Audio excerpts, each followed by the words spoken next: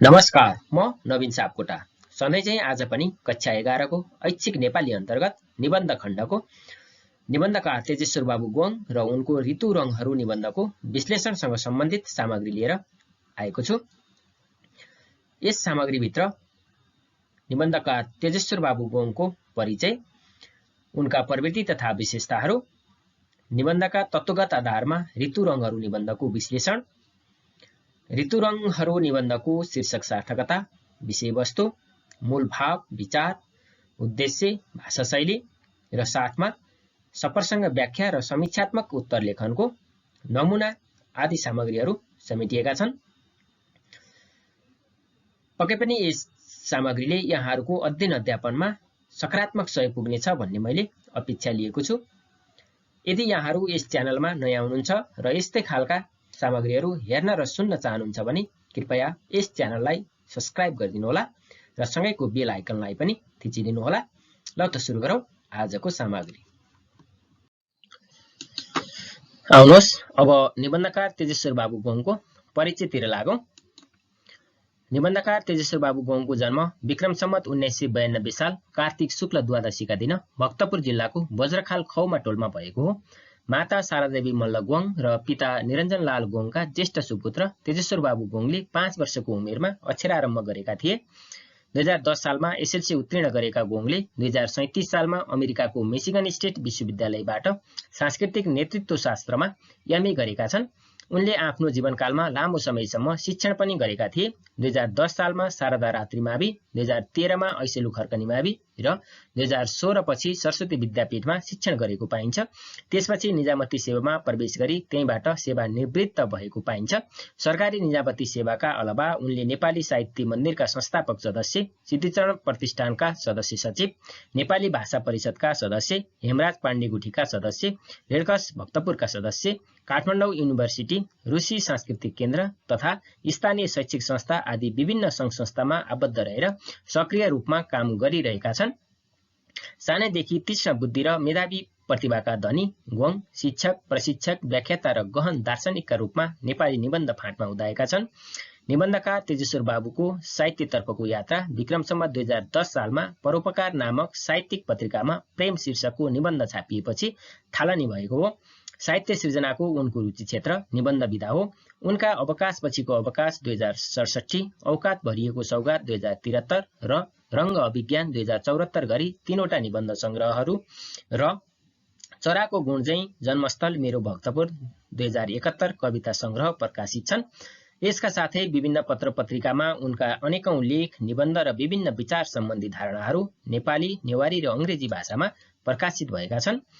तेजेश्वर बाबु गोङले सामाजिक एवं साहित्यिक क्षेत्रमा पुर्याएको योगदानको उच्च कदर गर्दै विभिन्न सङ्घ संस्थाहरूले उनको सम्मान गरेका छन्। नेपाली भाषा परिषद, हनापौ राष्ट्रिय प्रतिभा पुरस्कार, महाकवि देवकोटा सम्मान, व्यथित काव्य पुरस्कार, गोर्खा दक्षिण बाहु चौथा, अलिमिया सम्मान, युगकवि सिद्धिचरण 16 शताब्दी सम्मान, शशी साहित्य साधना सम्मान, चखु प्रकाशन विशिष्ट सम्मान, चक्रपाणे स्मारक सम्मान, अक्षर मार्ग सम्मान लगायतका दर्जनौं सम्मान प्राप्त गरेका छन्, जुन उनको योग्यता, क्षमता र सृजनशीलता प्रतिका सम्मान हुन्। अब निबन्धकार तेजेश्वर बाबु गोङको निबन्धात्मक प्रवृत्ति तथा विशेषताहरू हेरौं। आधुनिक नेपाली निबन्ध फाँटका चम्किला नक्षत्र तेजेश्वर बाबु गोङ संस्कृति र प्रकृतिभित्रको अन्तर्घुलनलाई कल्पनाको उचाइमा पुर्याई शब्दको जादुगरीले निबन्ध रचना गर्ने उच्च बौद्धिक स्रष्टा हुन्।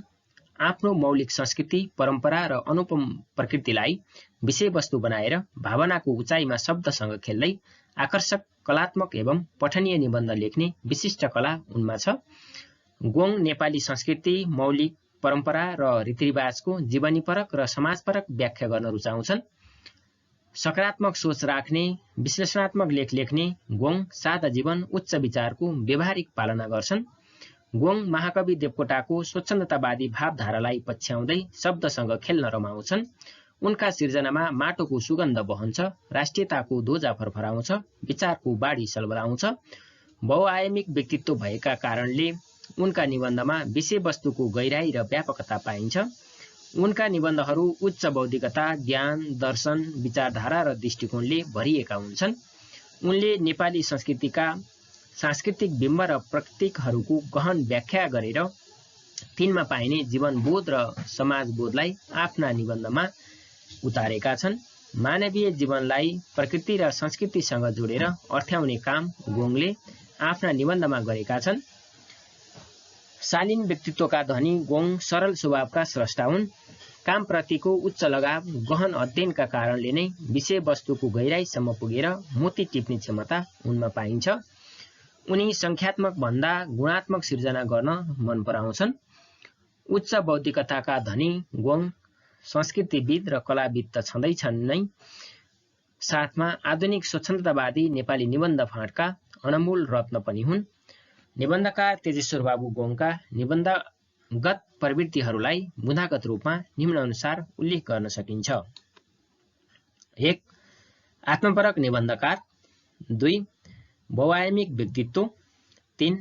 विषयवस्तुको गहन प्रस्तुति र सूक्ष्म व्याख्या। 4. स्वच्छन्दतावादी शैलीमा निबन्ध लेख्न रुचाउने निबन्धकार। 5. बौद्धिक र वैचारिक निबन्धकार। 6. सांस्कृतिक चिन्तक। 7. नेपाली सांस्कृतिक मौलिकता, परम्परा र रीतिरिवाजको जीवनीपरक र समाजपरक व्याख्या। 8. निबन्ध रचना र समालोचना दुवै क्षेत्रमा सफल निबन्धकार। 9. विशिष्ट कला चेतना भएका निबन्धकार। 10. नेपाली संस्कृतिका अनेकौं बिम्ब र प्रतीकको सठिक व्याख्या। 11. छोटा र सूत्रात्मक वाक्यको कसिलो भाषिक प्रयोग। 12. क्लिष्ट र जटिल भाषाको प्रयोग आदि। अब ऋतुरङ्ग निबन्धको विश्लेषणतिर लागौं। सबैभन्दा पहिला विषयवस्तु। ऋतुरङ्गहरू निबन्ध रङ्ग अभिज्ञान निबन्ध संग्रहमा संग्रहित निबन्ध हो। यस निबन्धमा ऋतु र रङहरू बीचको अनुन्यासित सम्बन्धलाई विषयवस्तु बनाइएको छ। रङ्ग अनुसार ऋतु हुने र ऋतु अनुसारका रङ हुने कुराको चर्चा निबन्धमा गरिएको छ। निबन्धकारले यस निबन्धमा ऋतु अनुसारका रङहरूका बहुरूपहरूको केस र केलाउने काम गरेका छन्। प्राकृतिक विज्ञानका 6 वटा ऋतुहरूलाई रङसँग दाँच्दै प्रत्येक ऋतुका आफ्नै रङ हुने र रङहरूका पनि आफ्नै ऋतु हुने कुराको बोध यस निबन्धमा गराएका छन्। हरेक ऋतु अनुसार आउने प्राकृतिक परिवर्तनको रङसँगको सम्बन्धले मानिसको मनमा उत्पन्न हुने भावको विवेचना गर्नु र ऋतु परिवर्तनसँगै मौसमी रङका परिवर्तनसँगै व्यक्तिमा देखिने परिवर्तन र त्यसले मानिसको मनमा उत्पन्न गराउने अनुभूतिको प्रसङ्ग प्रस्तुत निबन्धको मुख्य विषयवस्तु बनेको छ। अब मूलभाव तथा विचार। ऋतु रङहरू एक आपसका परिसूचक हुन्, परिपोषक र परिपूरक हुन्। ऋतु बिनाको रङ र रङ बिनाको ऋतुको कुनै अर्थ रहँदैन। त्यसैले ऋतु र रङहरूबीच अनुन्यासित सम्बन्ध रहेको हुन्छ। प्रत्येक ऋतुका आफ्नै रङ हुनु र प्रत्येक रङका आफ्नै ऋतु हुनु प्राकृतिक वैशिष्ट्य हो। एक आपसमा अन्तरङ्गी र अन्तर्लीन भएर प्रकृतिको जादुगरी स्वभावमा आभा भरिएका हुन्छन्। हार्दिक चेतले मनैभरि मोहताको मोहनीमा लठ्याउने अद्भुत क्षमता प्रकृतिमा अन्तर्निहित हुन्छ। ऋतुहरूका मौसमी रङहरू मौसमसँगै परिवर्तन हुन्छन्। मानव रूपाकृतिमा ऋतुहरूका रङहरू अवतरित भई नै रहन्छन्। ऋतु रङको रागात्मक अनुभूति तानपुराका झिना तारहरू झैं राग अलाप्दै जीवनकालीन ऋतु सापेक्ष अनुरागमय रागहरू गुनगुनाइरहेको अनुभूति निबन्धकारले गरेका छन्। ऋतु रङहरू तरङ्गित बन्न पुग्दा ती तरङ्गहरूले रोमाञ्चित गराउने भाव यस निबन्धमा व्यक्त गरिएको छ। प्रत्येक ऋतुका रङ्गगर्वले रङ्गीन आकांक्षा बोकेका हुन्छन्। रङहरू ऋतुसँग जिस्किँदै चर्या नृत्य गर्दै आफ्नो अदृश्य उन्माद प्रस्फुटन गराउँछन्। ऋतु र रङहरू आपसमा समन्वित भइदिँदा मानिसको जीवनमा नयाँ र नौलो तरङ्ग रोमाञ्चित हुन पुग्दछ। यिनीहरूमध्ये वसन्त ऋतु पहिलो ऋतु हो।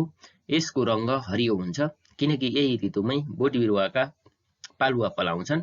चिचिला मुना कोपिला हुँदै गाढा हरिया बनेका बोट बिरुवाका रङहरूले मानवमा पनि सकारात्मक ऊर्जा थप्ने विचार निबन्धकारको रहेको छ। वसन्तमा पाउलिएको पाउलो, गीतमा मस्त न्याउलो र उत्साहका चिचिलाहरू को भन्दा को कम भन्दै आफ्नै तालमा रङ्ग भरिरहेका हुन्छन्। विकास, उत्साह, प्रतिस्पर्धाभित्र हरेक ऋतु परिवर्तनसँगै मौसमका रङहरू पनि परिवर्तन हुने प्राकृतिक सत्यलाई निबन्धकारले कलात्मक रूपमा प्रस्तुत गरेका छन्। वसन्तले रङहरूसँग रङ्गिँदै गहिरिँदै फराकिँदै फैलिएर ग्रीष्मलाई चुम्बन गर्न पुग्छ। ग्रीष्मको रङ्गीन हरियाली घाम सेक्दै फिरफिराउँछ। यसको फिरफिराइले वर्षाको तृष्णा व्यक्त गरेको पाइन्छ। यही ग्रीष्मको तृष्णामा ऋतुका रङहरू कलाकारिता बढ्दछन्। प्रकृतिको विराट पुस्तकालयभित्र सिक्ने अथाह ज्ञानक्रमले प्रकृति आफ्नो अपनत्व ग्रहण गर्दछ। बोटबिरुवाले गर्भवती अवस्थाको उन्नत स्वरूप प्रस्तुत गर्दछ। गुलिया अमिला फलफूलमा रस भरिन थाल्दछ। प्रत्येक रूप, स्वरूप, प्रारूप र प्रतिरूप फेर्ने कथा प्रकृतिसँगै रहेको हुन्छ। वर्षाले बोटबिरुवामा मुस्कान भरिदिन्छ। सारा प्रकृति हाँसेको देखेर मानिस पनि मुस्कुराउँछ। ऋतुहरू वर्षापछि शरदको पक्षमा रङ संयोजन गर्न थाल्दछ। शरद ऋतु हृष्टपुष्ट, फलदायी, पोषक र पौष्टिक र अनुरागात्मक बन्दछ। हर्ष विभोर आनन्दका छटा बिछ्याएर सारालाई रङ्ग रसमा विमोहित बनाउँदै शरदको विदाईपछि हेमन्त ऋतु मुस्कुराउँछ। सुक्खाको कवच छिनाउँदै आउने हेमन्तमा बोटबिरुवाका रङ्गीन सौभाग्य लुक्दछन्। पातहरू सुक्न थाल्दछ। उजाड साम्राज्य फैलिन थाल्छ। पहेँला पातले पहेँलो चिवर र वैराग्यको संकेत दिन्छन्। तृष्णा, लोभ, सांसारिक माया, मोह र प्रलोभनबाट मुक्तिका लागि महामानव बुद्ध सबै थोक त्यागेर एउटा पहेँलो वस्त्र मात्र धारण गरे झैं अब ऋतुले पनि विभिन्न रङहरूसँगको सम्बन्ध विच्छेद गरे झैं लाग्छ। हेमन्त पछिको शिशिर ऋतु सेताम्य हिमकण झैं शीतोष्णताले प्रहार गर्न थाल्दछ। अत्यन्त निर्मम निर्वस्त्र भएर हिमालका थाप्लामा हिउँको आकर्षण थपिन थाल्छ। विश्वका आँखाले अगाउन्जेल सगरमाथाको हिउँ हेर्न थाल्दछन्। यसरी ऋतु रङहरूसँगै मानिस परिवर्तन हुने, ऋतु अनुसारका भावहरू मनमा पलाउने र ऋतु रङहरूबाटै मानिसले दिव्य ज्ञान प्राप्त गर्ने भएकोले प्रकृति नै मानिसको गुरु भएको विचार निबन्धमा व्यक्त भएको छ। प्रकृति र विज्ञानसँगै ऋतुहरूभित्रको रङ संयोजनको कलात्मक आख्यान प्रकृतिको प्रारूप र ज्ञान विज्ञानको रचना गर्भ आपसमा समन्वित भएर प्रकृति विज्ञानको उत्तम पाठशाला बन्न पुग्छ। यही अनौठो तथा अद्भुत यथार्थको कलात्मक प्रतिबिम्बन निबन्धकारले यस निबन्धमा गरेको पाइन्छ। अब उद्देश्यतिर लागौं। ऋतु रङहरू निबन्धको उद्देश्य प्रकृतिमा नियमित रूपमा भइरहने ऋतु परिवर्तन र ऋतुहरूसँगै प्रकृतिमा झाङ्गिएका कलात्मक रङहरूको साजसज्जा र खुलेर प्राकृतिक सौन्दर्यको कलात्मक वर्णन गर्नु हो। ऋतु र रङ बीचको आपसी सम्बन्ध खोजी गरी यिनीहरूलाई एक आपसमा परिपोषक र परिपूरकका रूपमा प्रस्तुत गर्नु यस निबन्धको उद्देश्य रहेको छ। यसमा प्रकृतिको मनमोहकताबाट लोभिएको मानव जीवनको सुरम्य वर्णन छ। निबन्धले प्रकृति र मानव बीचको अनुन्यासित सम्बन्धलाई कलात्मक ढङ्गले वर्णन गरेको छ। ऋतुभित्रको कलात्मकता र त्यससँग मानव मनको उत्साहलाई एकाकार गर्नु निबन्धको उद्देश्य हो। मानिसका मनमा सुख, दुःख, माया, मोह, अभाव, सङ्घर्ष र कठिनाइका समय बारम्बार आउने र यस्ता अवस्थालाई स्वीकार्दै प्रकृतिसँग अनुकूलित हुँदै बाँच्नुपर्ने जीवनवादी दृष्टि निबन्धमा प्रस्तुत भएको छ। यसरी मानिसलाई प्राकृतिक प्राणीका रूपमा चित्रित गरी प्राकृतिक परिवर्तनसँग तादात्म्य सम्बन्ध राख्दै जीवनयापन गर्न आग्रह गर्नु प्रस्तुत निबन्धको उद्देश्य हो। ऋतु परिवर्तन भइरहन्छ र यसले मानवको श्रम, पसिना र त्यागलाई उजागर गर्दछ। प्राकृतिक माध्यमले विचारको वेग प्रवाह गर्न निबन्ध सक्षम देखिन्छ। निबन्धले प्रकृति र मानवलाई एक अर्काको परिपोषकका रूपमा देखाउँदै प्रकृति र मानवको अन्तरङ्ग सामिप्यता देखाएको छ। ऋतुका माध्यमबाट मनको उत्साह वृद्धि गराउनु वा ऋतु परिवर्तनसँगै मानव उत्साह वृद्धि गरी जीवनलाई सृजनामय बनाउनु निबन्धको उद्देश्य हो। ऋतुले अन्तर्मनलाई छुने हुँदा अनुभूतिलाई सृजनात्मक बनाउन दिशाबोध गर्नुपर्ने निबन्धको उद्देश्य हो। ऋतु फेरिँदा मन, वातावरण र सोच परिवर्तन भई मानवले नवीन सृजना गर्ने र त्यसले पुनः प्रकृतिलाई सुरम्य बनाउने विशिष्ट भावलाई साकार बनाउन उत्प्रेरणा प्रदान गर्नु यस निबन्धको अर्को उद्देश्य हो। त्यस्तै रङ मनोविज्ञानको प्रस्तुति पनि यस निबन्धको उद्देश्य देखिन्छ। रङको गहिराईभित्र मानवका सोचको खोजी गर्नु निबन्धकारको कौशल हो।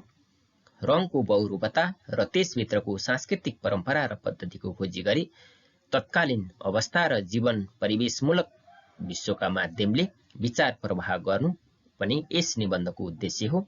समग्रमा चिन्तन, खोज, तर्क र विचारका माध्यमले प्रकृतिको भावुक मर्मस्पर्शी र सादृश्य वर्णन गर्दै ऋतु र मानवलाई एकाकार गर्नु पनि यस निबन्धको मूल उद्देश्य हो।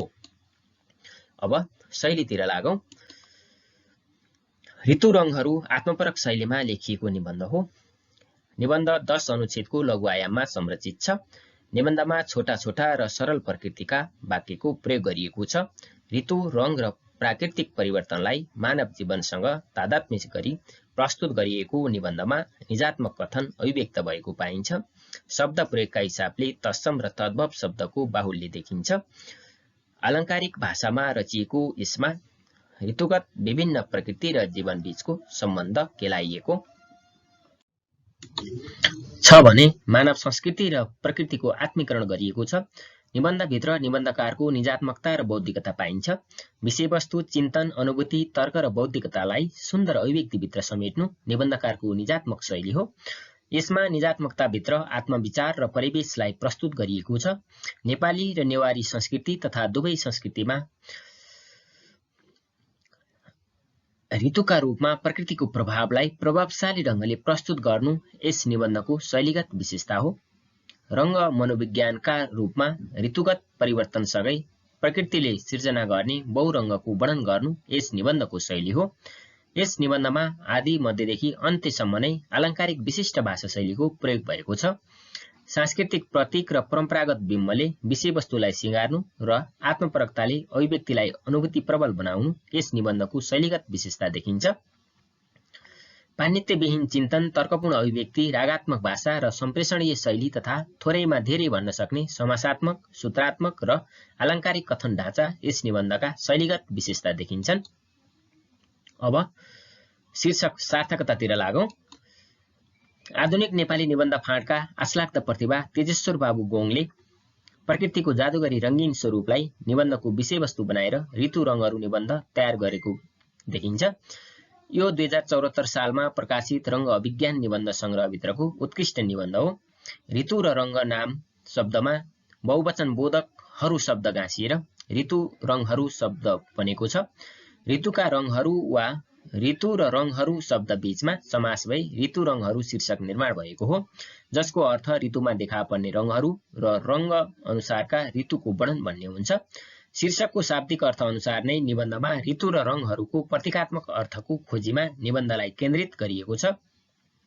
यस निबन्धको शीर्षक अनुसार ऋतुहरूमा आएको परिवर्तन, रङहरूको संयोजन, मान्छेले त्यसप्रति राख्ने उत्साह र त्यसबाट पाउने प्रेरणा आदिलाई विश्लेषण गर्दा यस निबन्धको शीर्षक सार्थक देखिन्छ।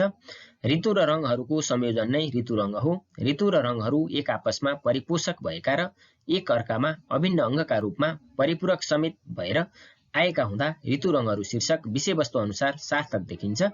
व्यापक अर्थमा भन्ने हो भने मानवीय जीवनको प्रकृतिसँगको सम्बन्ध, प्राकृतिक परिवर्तनको स्वीकार र प्राकृतिक जीवनशैलीको अनुसरणका रूपमा ऋतु रङहरू शीर्षक ध्वनित भएको छ।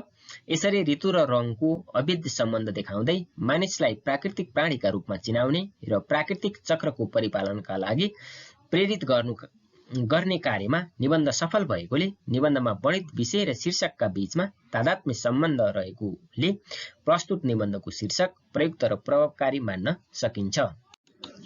अब ऋतु रङहरू निबन्धभित्रको एउटा महत्त्वपूर्ण निबन्धांशको सप्रसङ्ग व्याख्या गरिएको नमुनालाई हेरौं। सप्रसङ्ग व्याख्याको यस नमुनाले अन्य निबन्धांशको पनि सप्रसङ्ग व्याख्या गर्न यहाँहरूलाई सहयोग पुग्नेछ। प्रश्नको रूपमा प्रत्येक ऋतुगर्भले रङ्गीन आकांक्षा बोकेका हुन्छन् भन्ने निबन्धांश रहेको छ। उत्तर: प्रत्येक ऋतुगर्भले ... बोकेका हुन्छन्। यो पनि एउटा उत्तरकै अंश हो। प्रस्तुत निबन्धांश तेजेश्वर बाबु गोङ 1992 द्वारा लिखित ऋतु रङहरू निबन्धबाट साभार गरिएको हो। आधुनिक नेपाली निबन्ध फाँटका चम्किला नक्षत्र तेजेश्वर बाबु गोङ संस्कृति र प्रकृतिका तस्बिरभित्रको अन्तर्गुलनलाई कल्पनाको उचाइमा पुर्याई शब्दको जादुगरीले निबन्ध रचना गर्ने उच्च बौद्धिक स्रष्टा हुन्। आफ्नो मौलिक संस्कृति, परम्परा र अनुपम प्रकृतिलाई विषयवस्तु बनाएर भावनाको उचाइमा शब्दसँग खेल्दै आकर्षक, कलात्मक एवं पठनीय निबन्ध लेख्ने विशिष्ट कला उनमा छ। गोङ नेपाली संस्कृति, मौलिकता, परम्परा र रीतिरिवाजको जीवनीपरक र समाजपरक व्याख्या गर्न रुचाउँछन्। यस निबन्धांशले ऋतुले मानव मनमा उत्पन्न गरिदिने भावको अभिव्यक्ति दिएको छ। प्रकृतिमा परिवर्तन भइरहने ऋतुले मानव मनमा नयाँ नयाँ भावना सिर्जना गर्ने र प्रकृतिका रंगीन तरङ्गले सिर्जनाको असंख्य अभिव्यक्ति पैदा गर्ने कुरालाई ऋतु महिमाका रूपमा प्रस्तुत गर्ने क्रममा निबन्धकारले यो अभिव्यक्ति दिएको देखिन्छ। ऋतुहरू रंगीन हुन्छन्। ऋतु प्रकृति, संस्कृति, परिवेश र जीवनको संगम हो। ऋतु फेरिनासाथ मानिसमा ऋतु अनुरूपको तरंग उत्पन्न हुन्छ। वसन्तको वासन्ती हावा, ग्रीष्मको तेज, वर्षाको बरबराहट, शरदको शान्ति, हेमन्तको हुडुटी र शिशिरको शैत्यले मानव मनका अनन्त अनुभूतिलाई भिन्दै रूपमा प्रकट गर्दछन् र ती सिर्जना नौला अभिव्यक्ति बन्दछन्। प्रत्येक ऋतुका आफ्नै विशेषता हुन्छन् र तिनले मानव आकांक्षालाई सम्बोधन पनि गर्छन् भने मानव चेतलाई श्रम र पसिनामा परिणत गरिदिन्छन्। ऋतु गर्भभित्रको सम्पदा पहिचान गर्न सके ऋतुका तरङ्गले मानव मन रोमाञ्चित पार्छ। ऋतुका रूपाकृति सिर्जना र सन्तुष्टिका आधार बन्छन्। रंग मानिसलाई उत्साहित गर्ने माध्यम हो। प्रत्येक ऋतुका रंगीन स्वरूप मानव मनका दुःख, हर्ष, खुशी, शान्ति र क्रान्तिलाई उत्साहित गर्ने उत्प्रेरक प्रकृति हुन्।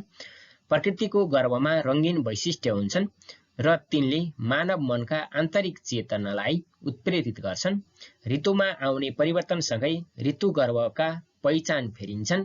मानव मनका अनुभूतिले पनि विभिन्न आकार पाउँछन्। तसर्थ ऋतु गर्भका अनेकौं आकांक्षा मानव मनका असंख्य चेतनाका उद्वेलक बन्दछन्। रंगहरू ऋतुसँग जिस्किँदै चर्या नृत्य नाच्दै आफ्नो अदृश्य उन्मादलाई प्रस्फुटन गराउँछन्। ऋतु र रंगहरू आपसमा समन्वित भइदिँदा मानिसको जीवनमा नयाँ र नौलो तरंग रोमाञ्चित हुन पुग्दछ। ऋतुगत रंग मानव मनको भावोत्पत्तिका कारक हुन्, जसले मानिसमा नयाँ नयाँ आकांक्षा उत्पन्न गराउँछ भन्ने कुरा निबन्धकारले यस निबन्धांश मार्फत बताएको देखिन्छ। अब ऋतु रंगहरू नामक निबन्धभित्रको एउटा समीक्षात्मक उत्तर लेखनको नमुनालाई हेरौं। यो एउटा नमुना मात्रै हो, यही र यस्तै हुनुपर्छ भन्ने छैन। आफ्नो शैली अनुसार फरक फरक ढाँचामा लेख्न सकिन्छ।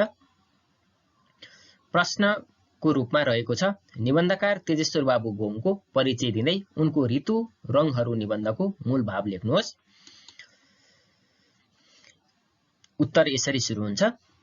निबन्धकार तेजेश्वर बाबु गोङको जन्म विक्रम सम्वत 1992 साल कार्तिक शुक्ल द्वादशीका दिन भक्तपुर जिल्लाको बज्रखाल खौमा टोलमा भएको हो। माता शारदा देवी मल्ल गोङ र पिता निरञ्जन लाल गोङका ज्येष्ठ सुपुत्र तेजेश्वर बाबु गोङले 5 वर्षको उमेरमा अक्षरारम्भ गरेका थिए। 2010 सालमा एसएलसी उत्तीर्ण गरेका गोङले 2037 सालमा अमेरिकाको मिशिगन स्टेट विश्वविद्यालयबाट सांस्कृतिक नेतृत्व शास्त्रमा एमए गरेका छन्। उनले आफ्नो जीवनकालमा लामो समयसम्म शिक्षण पनि गरेका थिए। त्यसपछि निजामती सेवामा प्रवेश गरी त्यहीँबाट सेवानिवृत्त भएको पाइन्छ। सरकारी निजामती सेवाका अलावा उनले नेपाली साहित्य मन्दिरका संस्थापक सदस्य, सिद्धिचरण प्रतिष्ठानका सदस्य सचिव, नेपाली भाषा परिषदका सदस्य, हेमराज पाण्डेगुठीका सदस्य, रेडक्रस भक्तपुरका सदस्य, काठमाडौँ युनिभर्सिटी, रुसी सांस्कृतिक केन्द्र तथा स्थानीय शैक्षिक संस्था आदि विभिन्न सङ्घ संस्थामा आबद्ध भएर सक्रिय रूपमा काम गरिरहेका छन्। सानैदेखि तीक्ष्ण बुद्धि र मेधावी प्रतिभाका धनी गोङ शिक्षक, प्रशिक्षक, व्याख्याता र गहन दार्शनिकका रूपमा नेपाली निबन्ध फाँटमा उदाएका छन्। निबन्धकार तेजेश्वर बाबुको साहित्यतर्फको यात्रा विक्रम सम्वत 2010 सालमा परोपकार नामक साहित्यिक पत्रिकामा प्रेम शीर्षकको निबन्ध छापिएपछि थालनी भएको हो। साहित्य सृजनाको उनको रुचि क्षेत्र निबन्ध विधा हो। उनका अवकाशपछिको अवकाश 2067, औकात भरिएको सौगात 2073 र रंग अभिज्ञान 2074 गरी 3वटा निबन्ध संग्रह र चराको गुण झैं जन्मस्थल मेरो भक्तपुर 2071 कविता संग्रह प्रकाशित छन्। यसका साथै विभिन्न पत्र-पत्रिकामा उनका अनेकौं लेख, निबन्ध र विभिन्न विचार सम्बन्धी धारणाहरू नेपाली, नेवारी र अंग्रेजी भाषामा प्रकाशित भएका छन्। तेजेश्वर बाबु गोङले सामाजिक एवं साहित्यिक क्षेत्रमा पुर्याएको योगदानको उच्च कदर गर्दै विभिन्न संघ-संस्थाहरूले उनको सम्मान गरेका छन्। नेपाली भाषा परिषद, हनापौ, राष्ट्रिय प्रतिभा पुरस्कार, महाकवि देवकोटा सम्मान, व्यथित काव्य पुरस्कार, गोर्खा दक्षिण बाहु चौथा, अलिमिया सम्मान, युगकवि सिद्धिचरण स्वर्ण शताब्दी सम्मान, शशी साहित्य साधना सम्मान, चखु प्रकाशन विशिष्ट सम्मान, चक्रपाणी स्मारक सम्मान, अक्षर मार्ग सम्मान लगायतका दर्जनौं सम्मान प्राप्त गरेका छन्, जुन उनको योग्यता, क्षमता र सृजनशीलता प्रतिका सम्मान हुन्। ऋतु रङहरू निबन्ध तेजेश्वर बाबु गोङको प्रकृति प्रेमी निबन्ध हो। प्रकृतिमा आउने नियमित परिवर्तनसँगै समयले धरतीमा रङ फेर्न थाल्दछ। वसन्तको आगमनमा पाउलिएका नवपल्लवहरू, धरतीमा स्वस्फूर्त उम्रिएका लाखौं फूलहरू, फूलका रंग र बास्नाले रंगीन देखिएको प्रकृतिको सुन्दर वर्णन यस निबन्धमा गरिएको छ। शारदीय शोभाको स्वागत गर्न धरतीमा झुलेका धानका बाला, बयली खेल्दै सुसेली हाल्ने बतासको आनन्दित क्षण, धरती हाँसेर आकाश फाटेर स्वतन्त्र कर्मयोगी किसानको ओठमा भरिएको सुमधुर मुस्कानभित्र ऋतु र रङको संयोजन पहिल्याउने प्रयत्न निबन्धकारको यस निबन्धमा पाइन्छ। ऋतु र रङहरू एकअर्काका परिसूचक, परिपोषक र परिपूरक हुन्। ऋतु बिनाको रङ र रङ बिनाको ऋतुको कुनै अर्थ रहँदैन। त्यसैले ऋतु र रङहरूबीच अनुनासिक सम्बन्ध रहेको हुन्छ। प्रत्येक ऋतुका आफ्नै रङ हुनु र प्रत्येक रङका आफ्नै ऋतु हुनु प्राकृतिक वैशिष्ट्य हो। एक अर्कामा अन्तरङ्गी र अन्तर्लीन भएर प्रकृतिको जादुगरी शोभामा आभा भरिएका हुन्छन्। हार्दिक चेतले मनैभरि मोहताको मोहनीमा लठ्याउने अद्भुत क्षमता प्रकृतिमा अन्तर्निहित हुन्छ। ऋतुहरूका मौसमी रङहरू मौसमसँगै परिवर्तन हुन्छन्। मानव रूपाकृतिमा ऋतुहरूका रङहरू अवतरण भइ नै रहन्छन्। ऋतु रङको रागात्मक अनुभूति तानपुराका झिना तारहरू झैं राग अलाप्दै जीवनकालीन ऋतु सापेक्ष अनुरागमय रागहरू गुनगुनाइरहेको अनुभूति निबन्धकारले गरेका छन्। ऋतु रङहरू तरङ्गित बन्न पुग्दा ती तरङ्गहरूले रोमाञ्चित गराउने भाव यस निबन्धमा व्यक्त गरिएको छ। प्रकृतिको विराट पुस्तकालयभित्र सिक्ने अथाह ज्ञान क्रमले प्रकृति आफ्नो अपनत्व ग्रहण गर्दछ। बोट बिरुवाले गर्भवती अवस्थाको अनन्त स्वरूप प्रस्तुत गर्दछ। गुलिया अमिला फूलहरूमा रस भरिन थाल्दछ। प्रत्येक रूप, स्वरूप, प्रारूप र प्रतिरूप फेर्ने कथा प्रकृतिसँगै रहेको हुन्छ। वर्षाले बोट बिरुवामा मुस्कान भरिदिन्छ। सारा प्रकृति हाँसेको देखेर मानिस पनि मुस्कुराउँछ। ऋतुहरू वर्षापछि शरदको पक्षमा रंग संयोजन गर्न थाल्दछन्।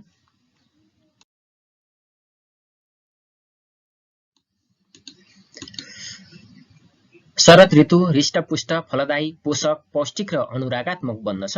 हर्ष विभोर आनन्दका छट्टा बिछ्याएर सारालाई रंग रसमा विमोहित बनाउँदै शरदको विदाईपछि हेमन्त ऋतु मुस्कुराउँछ। सुक्खाको कवच छिनाउँदै आउने हेमन्तमा बोट बिरुवाका रंगीन सौभाग्य लुक्छन्। पातहरू सुक्न थाल्छन् र उजाड साम्राज्य फैलिन थाल्छ। पहेँलिएका पातले पहेँलो चिवर र वैराग्यताको संकेत दिन्छन्। तृष्णा, लोभ, सांसारिक माया मोह र प्रलोभनबाट मुक्तिका लागि महामानव बुद्धले सबै थोक त्यागेर एउटा पहेँलो वस्त्र मात्र धारण गरे चाहिँ अब ऋतुहरूले विभिन्न रङहरूसँगको यो सम्बन्ध विच्छेद गरे चाहिँ लाग्दछ। हेमन्त पछिको शिशिर ऋतु चेताम्ने हिमकणसँगै शीतोष्णताले प्रहार गर्न थाल्दछ। तैपनि हामी यी प्राकृतिक परिवर्तनसँग तादात्म्य राख्दै बाँचिरहेका नै हुन्छौं।